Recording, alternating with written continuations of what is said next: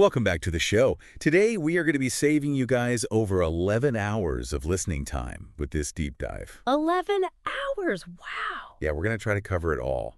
Today's topic is actually a lot of different topics. Tetris, sleep, ancient mysteries, and even internet censorship. How are all those even remotely related? Well, that's what we are going to find out. Okay, let's do it. I'm game. All right. So let's get started. We're going to jump right in with something kind of fun. Okay. You know the game Tetris, right? Yeah. Of course. But did you know it was almost called genetic engineering? What? No. Really? Yeah. Can you imagine that marketing campaign? Oh, man. That's wild. That would have been something else. It would have been very different. So from Soviet Russia to a worldwide phenomenon, Tetris has a pretty wild history. It really does. And the Stuff You Should Know podcast actually covered this. They told how Nintendo was actually low-key using Tetris to try to help end the Cold War. Whoa, hold on. What? Yeah. So they were marketing the game in the West as this, quirky Russian import. They even went so far as to stage Reagan and Gorbachev impersonators playing against each other. Oh, wow. That is wild. A video game influencing geopolitics. That's crazy. That's pretty wild. So speaking of impact, why is Tetris so addictive? Yeah. Why is it? Well, it's actually the Zeigarnik effect at work. What's that? You know how our brains are wired to remember unfinished tasks better? Yeah, I think I have heard of that. Well, Tetris is like the ultimate unfinished task. Yeah, you're always just trying to get that next line. Exactly. You're always chasing that next line clear. You're never really done. I see. Like our brains are craving closure. Yeah. And Tetris just fully takes advantage of that. That's pretty interesting. It is. It really makes you wonder, though, could we use that to our advantage? The Zeigarnik effect, I mean... Oh, how so? Well, what if we intentionally left some tasks unfinished? Oh, to, boost our focus when we come back to them. Exactly. We're already connecting the dots. We are. So let's change gears a little bit and go to another thing that seems to have a hold on people. Sleep. Ah, sleep. Yes, we all need it. We do. And the Huberman Lab podcast, there's a bunch of them. They had some really great insights into optimizing your sleep. Okay, like what? So this is wild. Did you know that every single cell in our body is actually affected by light? Seriously, I thought it was just our eyes. Nope. It's way deeper than that. So light actually cues our brain to produce melatonin, All right. the sleep hormone.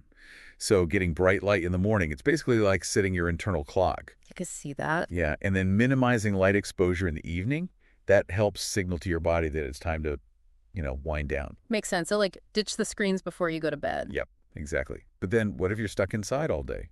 What do you do then? Yeah, that's a good question. Dr. Huberman suggests using artificial light sources that mimic sunlight.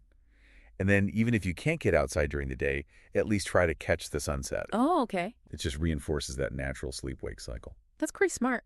I know, right? Oh. Okay, so now what about jet lag? Ah, jet lag. Worse. I know. Any hacks for that?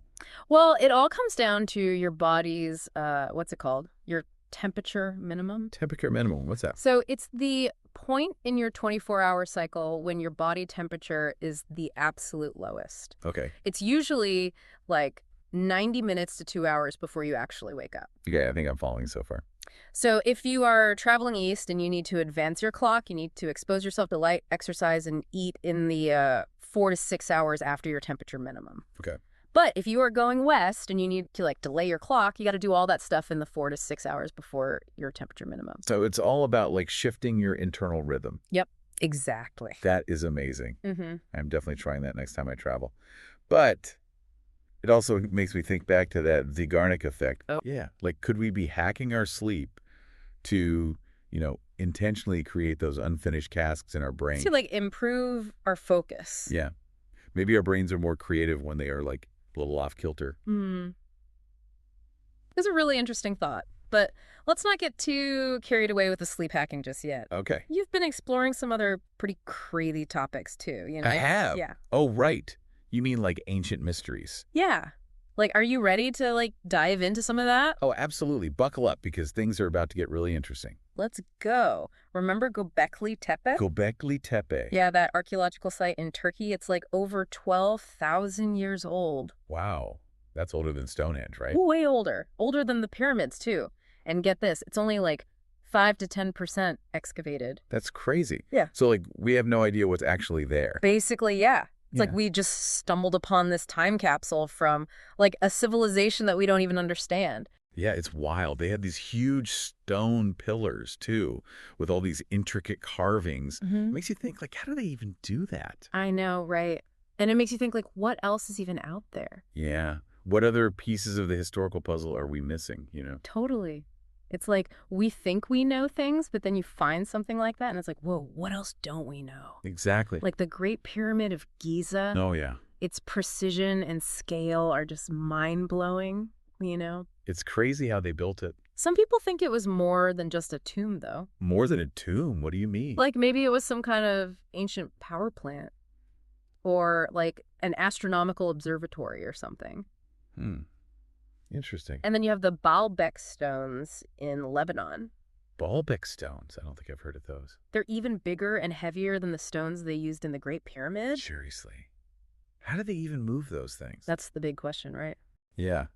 It's almost like these ancient civilizations had, like, knowledge and technology that we've just lost. Or, like, maybe we are only just now starting to rediscover it. Yeah. And it makes you think, like, if our understanding of the past is so incomplete, how can we be sure that the information we're getting today is even accurate? Especially with all the talk about internet censorship lately. Exactly. Great point. Mike Benz was on the Joe Rogan Experience podcast, and he was talking about how the internet has basically become like a battleground for information control. Oh, that makes sense. He's really worried that all these censorship tactics, they are actually being used to manipulate public opinion, to silence, like, dissenting voices. That's kind of scary. It is. He was talking about organizations like that Cybersecurity and Infrastructure Security Agency, SEGA.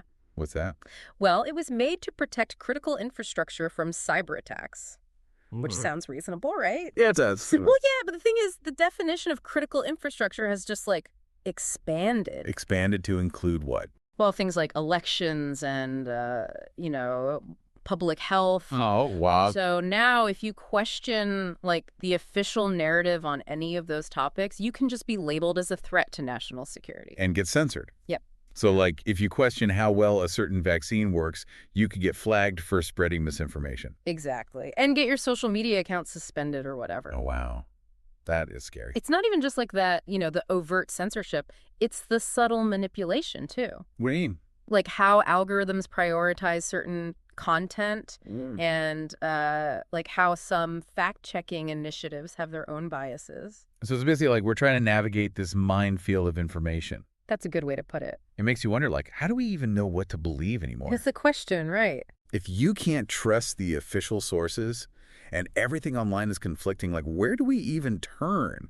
It makes all those ancient mysteries even more interesting, Maybe they had, like, a totally different way of understanding things, like how they related to knowledge before, the information landscape became such a mess. That's a really fascinating thought. Like, maybe they weren't burdened by all the assumptions. Maybe they were just more connected to, like, a deeper truth. Yeah, something like that. Okay, before we go too far down that rabbit hole, let's bring this back to something a bit more tangible. Okay, like what? Like money. Money. Yeah. So believe it or not, there's a link between the psychology of money and happiness. Really? How so? Well, Morgan Housel on the Huberman Lab podcast was talking about how it's all about finding the balance between saving and spending. Too much emphasis on either one, and you end up unhappy. Okay, that makes sense. So it's not just about having a ton of money, but, like, how you actually manage it. Right. Exactly. Like, Housel defines wealth as the ability to have independence and control over your time, not like just a specific dollar amount, you know? Oh, I like that. So money should be a tool for living the life you want, not something that controls you. That's the idea. And he had this really interesting definition of addiction. Oh, yeah. He said it was like a progressive narrowing of the things that bring you pleasure and safety. Wow. It really makes you think about addiction in a whole new way, right? It does. It's like it's not just about like substances or whatever. It's about your world shrinking. Yeah. Limiting your options and experiences. Yeah. And that could apply to so many different areas of life, not just finances. For sure. Like, a job that totally consumes you. Or like a relationship that's stifling. Exactly. Or even like rigid beliefs that prevent you from being open to like new perspectives, you know, True happiness, it comes from cultivating a wider range of interests. and like constantly challenging yourself to learn and grow. That's how you expand your horizons instead of narrowing them. It all comes back to connecting those dots. Exactly. We've explored so much today. Ancient mysteries, sleep, money, censorship. It all seems to point to this one core truth. The more we understand ourselves and the world, the better we can actually navigate life and, find meaning. Well said. You know, it's pretty incredible how everything we've been talking about, it all feels connected somehow. It really is. We've gone from Tetris to ancient civilizations, and it all seems to be, like, related. We've only just scratched the surface, though. We have. Remember, we're saving you guys over 11 hours of listening time here. Oh, right. So much to cover. Where do we go from here? Buckle up, because next we are going to be delving into first principles and epigenetics. First principles and epigenetics. Yeah, and let me tell you, they are total game changer. First principles and epigenetics. Okay, let's dive in. First principles. That sounds kind of complicated. It's really not that bad. It can actually apply to pretty much anything. So basically, instead of relying on assumptions about things, you just break everything down into its most basic, like fundamental truths, Okay. and then you build up your understanding from there. So like finding the core building blocks. Yeah, exactly. Like Yeah. the core building blocks of a system or a problem even. Okay, that makes sense. But can you give me like an example? Like how would you use first principles to understand biology? Okay, yeah. So Parmita Mishra, she was on the Infinite Loop podcast, and she talked about that. She said, like, instead of getting lost in all the complexities of biological systems, you should, like, start with the most basic truths about life. You know? Where you Like, okay, all life is cellular, right? right. Okay, and all living things have a metabolism. They take in energy and use it to grow and reproduce. Okay. Those are, like, the fundamental principles. They apply to everything. Everything, exactly. So by understanding those like very basic principles, Mhm. we can then build up an understanding of like the more complex stuff. Exactly. You got it. It's kind of like if you were building a house, you need to understand the foundation before you can build the rest of it, you know? That is a great analogy. Thanks. So we can use this approach, like in pretty much any field, right? Oh, yeah, for sure. Yeah. So let's say you are trying to solve a problem at work or something. Okay. First principles thinking basically encourages you to break down that problem into its like core components, figure out the root cause. And build a solution from there. Exactly. Like having this mental framework for problem solving. A way to just like cut through all the noise and get to, the real issue. That's a great way to put it. This is making me think about those ancient civilizations again. Oh, how so? Well, what if they were like masters of this first principles thinking? What if they like understood the world so clearly because they weren't burdened by, all of our assumptions and biases that we have built up over the centuries? Whoa. That's a really interesting connection. It's like they had a beginner's mind, Yeah. This fresh perspective. Yeah, that allowed them to see things in a new light. And that's something that we can all learn from, even today, right? Like we need to try to cultivate that beginner's mind more often. Absolutely. Be willing to like question our assumptions and just start from first principles. It's a great way to approach life. Okay, so we talked about first principles in science and problem solving. But what about in our personal lives? Like how does that concept apply to like happiness and purpose?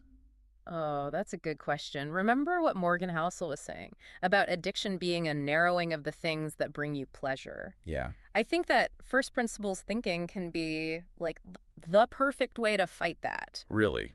How so? Well, it like encourages you to question your assumptions about things, explore new possibilities, expand your world. So like breaking free from all those limiting beliefs that we build up. Exactly. And then, discovering new sources of happiness and meaning.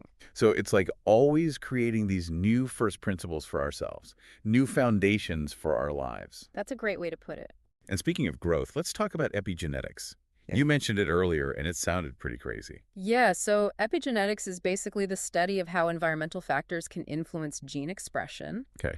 And it challenges this whole idea that our genes are our destiny. Wait a minute. So you're saying, like, our genes aren't set in stone. Like, what we do, our experiences, even what we eat, can affect how our genes are expressed. That's right.